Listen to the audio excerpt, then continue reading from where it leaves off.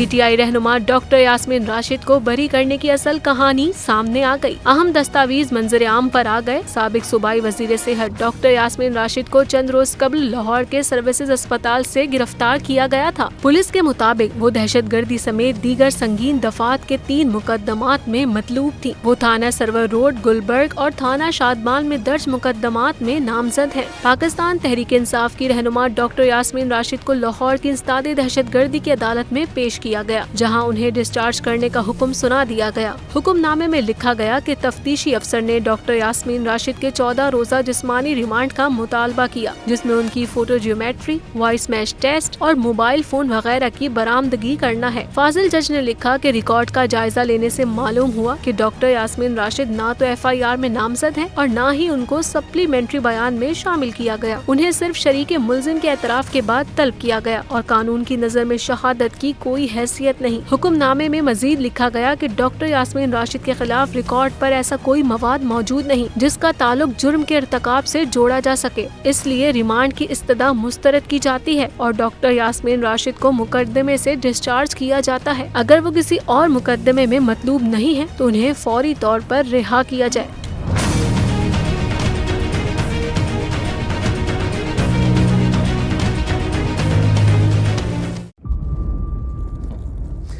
इंतजार था ना, चलो इस बार वो करते हैं जो इससे पहले किया ही नहीं। किस्मत की आंखों में आंखें डाल के जीतना होगा। सब में शेर जैसी राह, जर्रा जर्रा भी हर कंटेस्टेंट को लगेगा पहाड़। लड़खड़ाना नहीं है, खोल दो अपने पंख अगर आसमान छूना है। अबे लग रहा है ये सब पहले भी कहीं सुना है।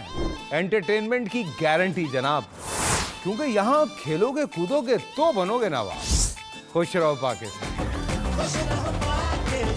खुश रहो पाकिस्तान बुध और जुमेरात शाम 7 बजे सिर्फ बोल एंटरटेनमेंट पर। सब्सक्राइब करें और बेल दबाएं ताकि कोई खबर रह न जाए।